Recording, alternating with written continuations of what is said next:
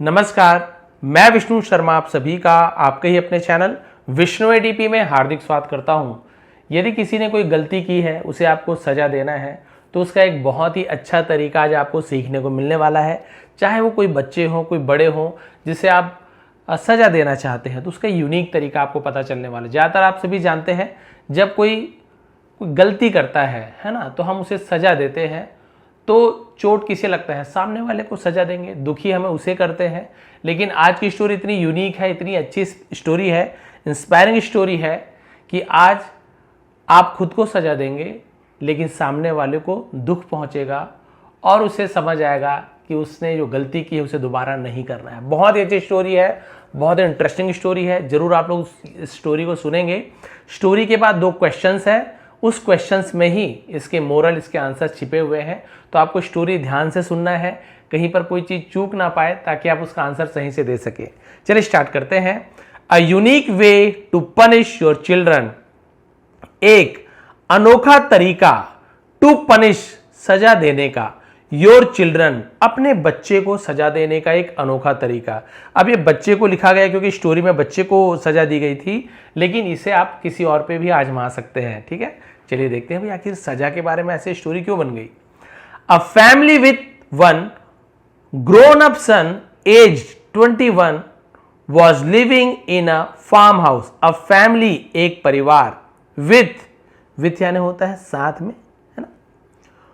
One grown up सन, grown up मतलब क्या आता है? जो हम बोल सकते हैं कि एक बड़ा होता हुआ बेटा, बड़ा हो गया बेटा, ऐसे यूज किया जाता है। बट इसका मीनिंग हम कैसे निकालेंगे अभी देखते हैं आगे। एज्ड, एज यानी जिसकी उम्र थी, 21 यानी 21 साल का। एक परिवार जिसका 21 साल का बड़ा बेटा था, वॉज लिविंग, रहते थे, इन यानी होता है में, a farm house. Farm house का मतलब क्या होता है? फार्म हाउस का मतलब आप सभी को पता है, जहां पे खेती किसानी करते हैं उस क्षेत्र में घर बना हुआ होता है, वहां पर रहते, उसे फार्म हाउस कहा जाता है। फार्म हाउस अरे फार्म हाउस, आप सभी समझ गए। तो वहां पे रहते थे। Cultivating 100 acres of land, cultivating का मतलब खेती करना, है ना।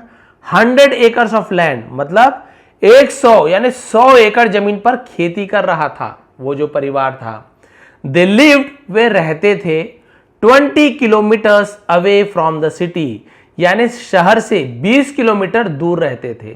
तो लिव का सेकंड लिव बताया ना, फार्म हाउस जो खेतों के बीच में बनाए थे, ज्यादातर आप सभी जानते हैं।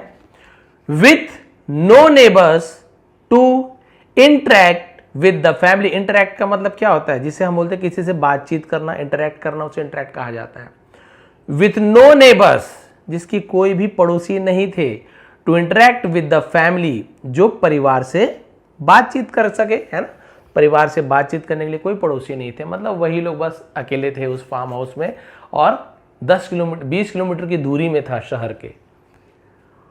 वन डे, एक दिन, द फादर आस्क्ड हिज सन, पिता ने अपने बेटे से कहा। तो आस्क यानी पूछना भी होता है, आस्क्ड यानी पूछा, बट इसका एक और यूज क्या आता है? किसी को कुछ काम करने के लिए कहना, वहां पर भी आस्क्ड का यूज किया जाता है। अपने बेटे से कहा, to drive him to the city, यानी शहर तक चलाने के लिए। क्या चलाने के लिए? कार चलाने के लिए, सीधी से ड्राइव करना। As he had some business meetings, क्योंकि, एज यानी क्योंकि भी होता है ना। ही हैड, उसका था, सम बिजनेस मीटिंग, कुछ व्यापार का जो बैठक होता है, व्यावसायिक बैठक करनी थी। थ्रू आउट द डे, दिन भर, तो उसे थ्रू आउट द डे कहा जाता है, दिन भर। तो भाई उसने अपने बेटे को कहा, भाई मुझे दिन भर एक मीटिंग है, तो आप मुझे क्या कर दो, शहर में छोड़ दो कार चलाते हुए।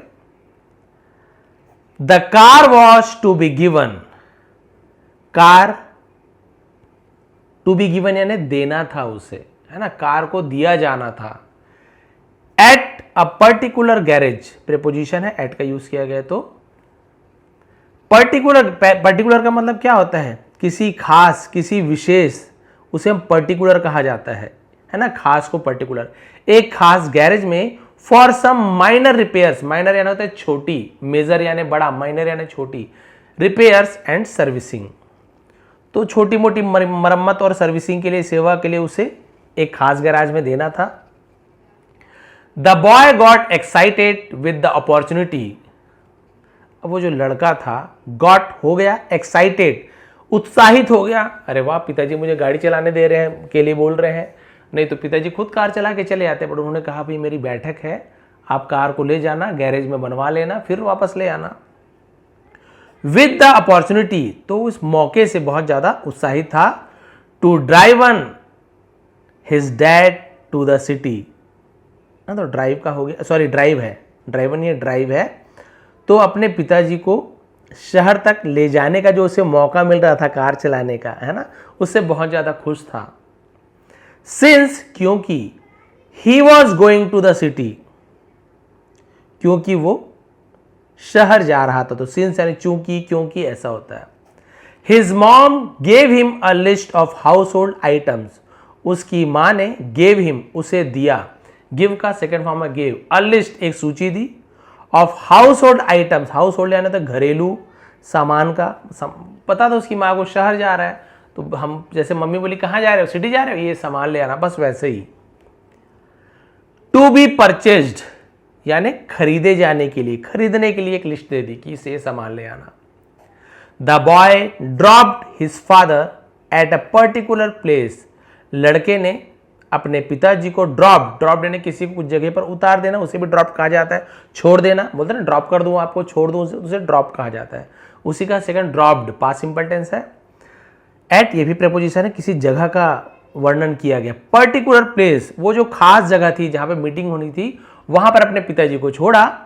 एट दैट टाइम, और उस समय, the father asked his son, पिताजी ने अपने बेटे से कहा, to be at the same place at 4:30 PM। To be यानी होना, है ना। क्या कहा कि उसी समय पर 4:30 बजे शाम को, PM है तो पोस्ट मेरिडियन ऐसे यूज किया जाता है, 4:30 बजे शाम को उसी जगह पर आने के लिए कहा। सो दैट, ताकि both could return home together, both यानी दोनों, कुड यानी सके, रिटर्न यानी लौट सके, होम यानी घर, टुगेदर यानी एक साथ। मतलब 4:30 बजे उसी जगह पर आ जाना, यहीं पे आ जाना, ताकि हम दोनों वापस साथ में लौट सके, कार बनवा के आ जाओ। The boy left the car at the garage. लड़के ने कार को गैरेज में छोड़ दिया। तो लीव का सेकंड फॉर्म था लेफ्ट, लीव यानी भी छोड़ना, लेफ्ट यानी भी छोड़ा, लेकिन वो फर्स्ट फॉर्म है, सेकंड फॉर्म है। एंड ऑल्सो फिनिश शॉपिंग, और ऑल्सो होता है भी, फिनिश शॉपिंग खरीदारी भी पूरा किया। एज क्विकली एज पॉसिबल, जितना जल्दी हो सके, एज का यूज किया गया है। देन फिर, he went straight for a movie, वह सीधा, वेंट यानी गया, सीधा गया, फॉर अ मूवी, मूवी देखने के लिए चला गया। Which was running successfully, running यानी चल रही थी, जो पिक्चर चल रही थी सफलतापूर्वक।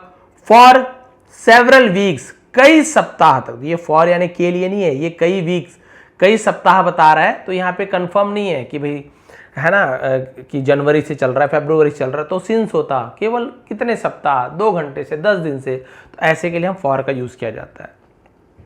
जो कई सप्ताह से सफलतापूर्वक चल रही थी, मूवी देखने के लिए चला गया।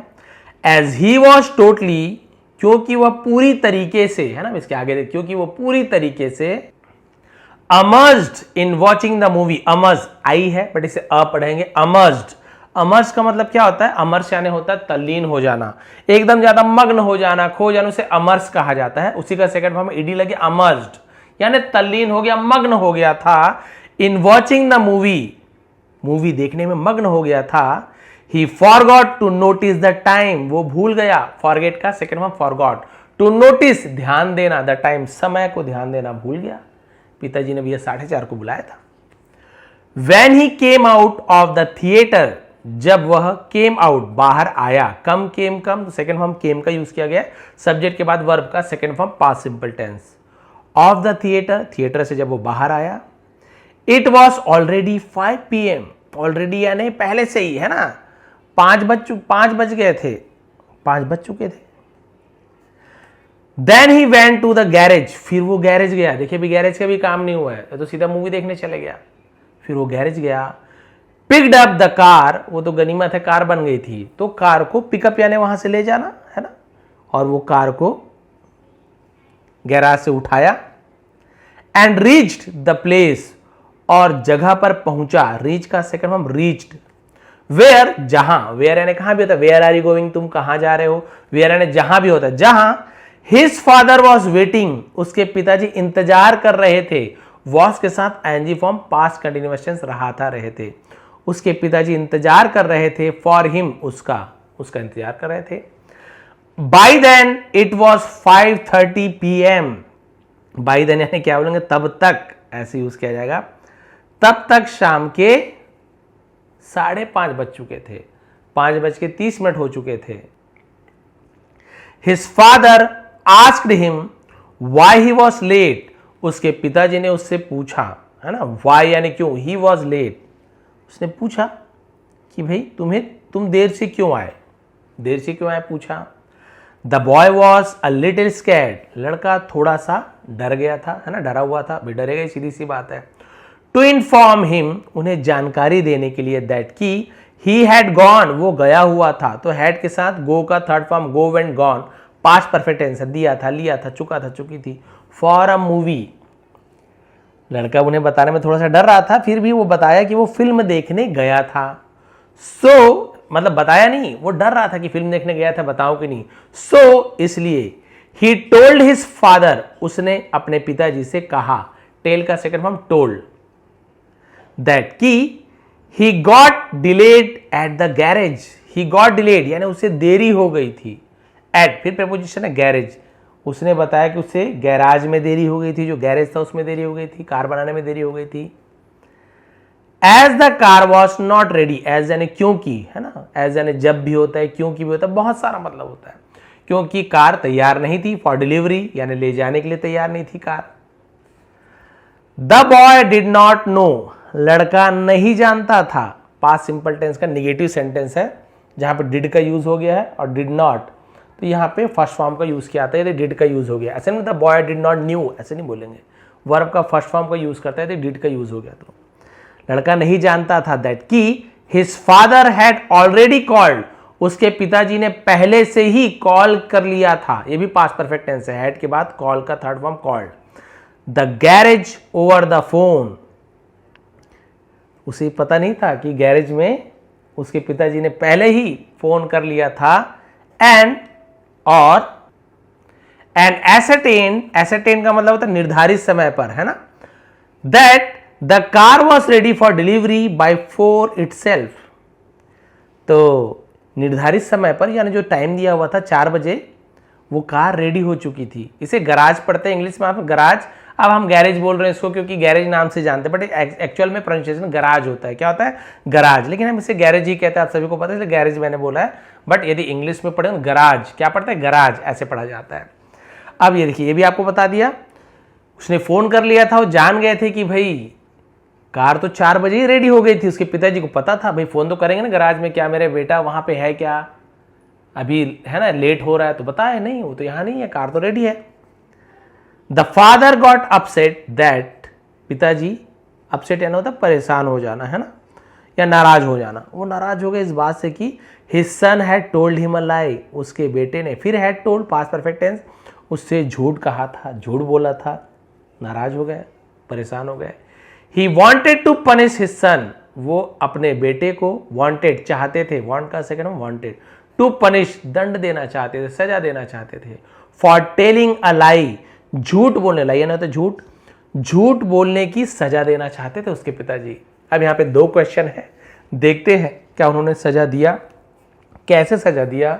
2 क्वेश्चन है। How did the father punish his सन, पिता ने अपने बेटे को कैसे सजा दी, मारा पीटा, गाली दिया कि अब से कार मत चलाना, छूना मत, क्या कहा। दूसरा, what is the implication of the story, implication यानी क्या होता है, जिसे हम बोलते हैं किस निहित में, है ना, ये इसका भावार्थ, मतलब किसके कारण है, इस कहानी का निहितार्थ क्या है, उसे इंप्लीकेशन कहा जाता है, क्यों ये कहानी है, इसे आपको बताना है।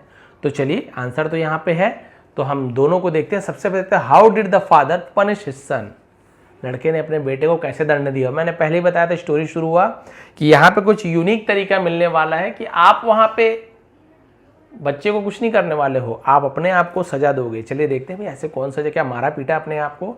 चलिए फर्स्ट क्वेश्चन का answer, how did the father punish his sun. The father told his son, पिता ने अपने बेटे से कहा, बताया दैट कि देयर वॉज समथिंग रॉन्ग, कि कुछ गड़बड़ है, समथिंग रॉन्ग कुछ तो गड़बड़ है, विद द वे, इस रास्ते में कुछ तो गड़बड़ है, he had brought him up, है ना। तो उसने बताया भी कि जिस रास्ते पे हम है ना जा रहे हैं उसमें कुछ तो गड़बड़ है। In order to teach him, in order to यानी के लिए ऐसे यूज किया जाता है, टीच हिम अ लेसन, उसे सबक सिखाने के लिए। He decided to walk back to his farmhouse in the night. उसने फैसला किया वॉक बैक, पैदल चलने का, टू हिज फार्म हाउस, अपने फार्म हाउस में, इन द नाइट, रात को, with no light on the road. ये देखिए भाई सीधी सिटी से बाहर था तो कोई तो वहां पे लाइट वेट कुछ था ही नहीं। तो उसने फैसला किया अपने बेटे को सबक सिखाने के लिए बिना रोशनी के ही वो अपने फार्म हाउस में पैदल चलने का फैसला लिया। द सन फेल्ट अशेम्ड, और लड़के को शर्मिंदगी महसूस हुई कि पिताजी पैदल चल रहे हैं। As his father was walking, क्योंकि उसके पिताजी चल रहे थे, he did not leave him alone, वो उन्हें अकेला नहीं छोड़ सकता था, है ना, उसने अपने पिताजी को अकेला नहीं छोड़ा। And drove the car behind him slowly, drove drive का सेकंड, ड्रो ड्राइव करना, कार चलाना, ड्रोव यानी कार चलाया, तो ड्राइव का सेकंड फॉर्म है।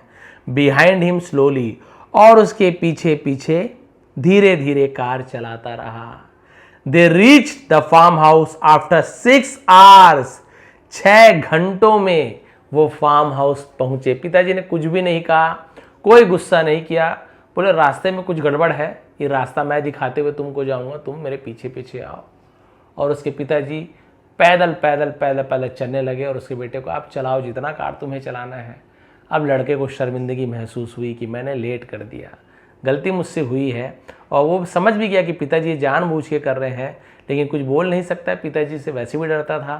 पिताजी आगे आगे पैदल चल रहे हैं और ये धीरे धीरे धीरे धीरे लाइट जलाते हुए कार के पीछे पीछे चलने लगा।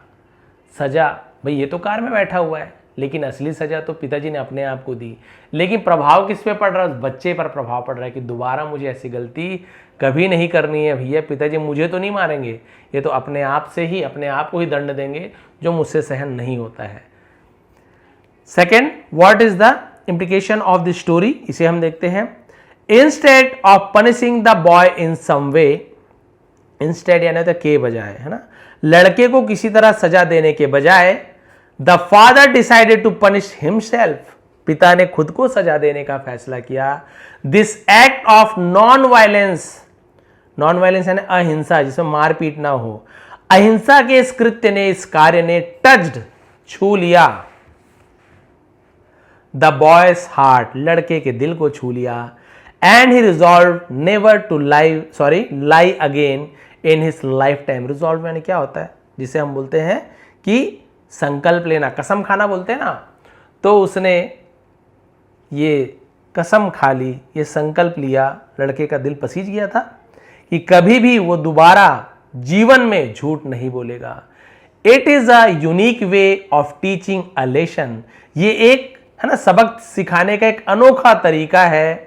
विच कैन बी, जो कैन बी यानी हो सकता है, इम्यूलेटेड, है ना, लिख लीजिए। इम्यूलेटेड का मतलब क्या होता है, इम्यूलेटेड, इम्यूलेटेड मतलब होता है किसी का अनुकरण करना, है ना, पालन करना, किसी चीज का नकल करना, उसे इम्यूलेटेड कहा जाता है। तो ये जो सबक सिखाने का जो अनोखा तरीका है, जिसे हम क्या इसकी नकल कर सकते हैं या फिर इसका हम अनुसरण कर सकते हैं बाय अदर पेरेंट्स, दूसरे माता पिता भी इसका अनुकरण कर सकते हैं। यानी ये जो तरीका है, ये स्टोरी में जो दिखाया गया है, सेम ऐसा तरीका नहीं। आप समझ गए आपको क्या करना है कि आप ऐसा कुछ कीजिए कि आप अपने आप को दंड दीजिए। जैसे कोई बच्चा खाना नहीं खा रहा है, मुझे खाना नहीं खाना है, तो खैर बहुत ज़्यादा छोटे बच्चे तो इतना नहीं समझेंगे, फिर भी कई बार लगता है ना आपके बड़े बच्चे हैं और बड़े बच्चे कई बार जिद्दी हो जाते हैं, भाई मारपीट से भी नहीं मानते कई बच्चे, तो भाई आप इमोशनल है ना, आप भावनात्मक रूप से आप उसे बोल सकते हैं, सबक सिखा सकते हैं। एक दो एग्जांपल जैसे कि है ना, एक हमारे सर हैं वो वैसे ही करते हैं और उन्होंने किया, और सच में उन्हें ऐसे नहीं कि हर जगह हर ट्रिक ये जो तरीका है काम करे, अलग अलग ट्राई कीजिए, बहुत सारे तरीके होते हैं। तो वो सर क्या करते थे, कई बार उसकी जो बच्चा था लगभग 10-12 साल का, ज़्यादा चावल दाल ये हम सब खाते नहीं खाने को करता था वो, मैं नहीं खाऊंगा मैं नहीं खाऊंगा। तो पिताजी ने कहा ठीक है मुझे भूख लगी है, लेकिन अगर तुम नहीं खाओगे तो फिर मैं भी नहीं खाऊंगा, कोई बात नहीं, जब तक तुम खाना नहीं खाओगे मैं खाना नहीं खाऊंगा। सुबह हो गया, बच्चे देख रहा है, जो भी है भी प्यार तो करेंगे मम्मी पापा से, थोड़ी देर देखा थोड़ी देर और देखा, पापा तो सच में खाना नहीं खा रहे, मम्मी जानबूझी, मम्मी भी मिली हुई है, मम्मी खाना निकाल रही, बोले खाना खाओगे, नहीं नहीं नहीं मैं तो खाना खाऊंगा ही नहीं, वही हमारा बेटा नहीं खा रहा है तो हम खाना खा के क्या करेंगे, कोई मतलब नहीं है खाना खाने से। फिर वो बैठ गए, शाम होने को आ गई, एक दिन भाई अपने आप को कष्ट दे रहे, वही ना अपने आप को कष्ट दे रहे हैं, जब वाकई में रात हुई और फिर जब उसके पीछे कहा खाना तो मैं खाऊंगा, जब फिर उस बेटे ने कहा नहीं मम्मी खाना दीजिए मैं खाऊंगा, और उसने क्या किया, अपने पिताजी को खाना नहीं खाते हुए देखकर इससे बुरा लगने लगा, उसकी बहन बोलती थी, उसकी मम्मी बोलती थी तुम्हारे कारण वो खाना नहीं खा रहे बेटा, तुम्हें अच्छा लग रहा है। तो इमोशनली रूप से जब उन्हें बोल सकते हैं, इमोशनली ब्लैकमेल करना बोलते बहुत से लोग, तो फिर उसे लगा कि नहीं भाई मुझे खाना खाना चाहिए, ये तो पिताजी अपने आप को दंड दे रहे हैं, मुझे तो मारा पीटा कुछ भी नहीं मेरा खाना पीना बंद कराया, मैं तो बढ़िया जो खा रहा हूँ। तो उसने फिर खाना शुरू किया और उस दिन से समझ गया कि अब मैं ये खाना नहीं खाऊंगा, पापा जी फिर खाना नहीं खाएंगे। तो ये एक एग्जाम्पल है, जरूरी नहीं कि सक्सेसफुल हो, ऐसे बहुत सारे तरीके हैं, आप अपने विवेक से बुद्धि का प्रयोग करके आप अच्छे तरीके से आप किसी को दंड दे सकते हो, सजा दे सकते हो। बहुत से लोग बोलते हैं ना, वो कई लोग प्रेम में सजा देते हैं, प्रेमी प्रेमिका रहते हैं उसे सजा देते हैं, तो कई लोग अलग तरीके से सजा देते हैं, कोई प्रेमिका को कष्ट पहुंचाता है, कोई मार पीट रहा है, कोई कुछ गलत कर रहा है, ये हो गया हिंसा वाला, तो ये बदला आप उसे हर्ट कर रहे हो और इससे कोई फायदा नहीं होता, वो तो आपसे और दूर जाएगा।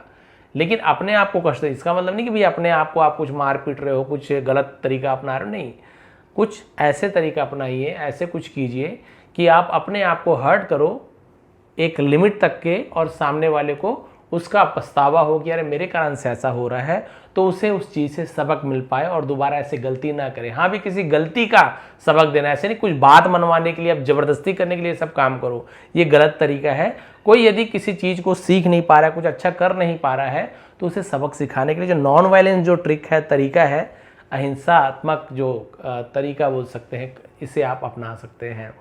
तो बताएंगे आज की स्टोरी कैसे लगी, इंस्पायरिंग जो स्टोरी थी वो आपको कैसे लगी। यदि आपको पसंद आए प्लीज़ लाइक करेंगे, कमेंट करेंगे। ऐसे बहुत सारी स्टोरीज़ है मेरे पास, मतलब ये तो अभी एक ही है मेरे पास, वो पूरा बुक पड़ा हुआ है, देखिए पूरी भी स्टोरी, और इसे आपको डिटेल में ट्रांसलेशन के साथ सिखाते हैं। ये बुक आपको मिल भी जाएगी तो आप रीड ही कर पाओगे, लेकिन जो डिटेल में मैं ट्रांसलेट करता हूँ, हर एक वर्ड की मीनिंग आपको समझाते हुए, रूल समझाते हुए, वो इसमें नहीं मिलने वाला है। तो केवल बुक है, तो आपको जब समझ आ जाएगा ना कि कैसे ट्रांसलेट करते हैं, क्या क्या तरीका है, फिर आप ऐसे हज़ारों बुक को ट्रांसलेट कर लेंगे आसानी से। आपको किसी ट्रांसलेशन की है ना ज़रूरत नहीं पड़ेगी, ऐप की भी आवश्यकता नहीं पड़ेगी। एप्लीकेशन में ऐसे ट्रांसलेट करते हैं, डायरेक्ट हिंदी लिख के दे देंगे, आप बोलेंगे हिंदी तो लिखा हुआ है, किसका मीनिंग क्या है, क्यों ऐसा किया गया, रूल क्या है, कुछ नहीं पता चलता। तो इसलिए वीडियो देखना फ़ायदेमंद होता है। तो प्लीज़ आप लोग बने रहें, ऐसे ही सीखते सीखते हम बहुत कुछ अच्छी बातें भी सीखते रहेंगे, जीवन को भी अच्छा करते रहेंगे, हमारी इंग्लिश भी अच्छी होती रहेगी, और क्या चाहिए। तो इसी आशा में कि आप अच्छे से इंग्लिश सीख पाओ। आप सभी का बहुत बहुत धन्यवाद। नए हैं तो प्लीज़ चैनल को सब्सक्राइब कर लेंगे। नीचे डिस्क्रिप्शन में लिंक दिया हुआ है टेलीग्राम का, वहाँ ज्वाइन हो जाइए, फ्री है बिल्कुल, वहाँ पे इसका PDF आपको मिल जाएगा, ताकि फिर से एक बार आप रीड करके उसका ट्रांसलेशन कर सको। आप सभी का बहुत बहुत धन्यवाद। आपका दिन शुभ रहे।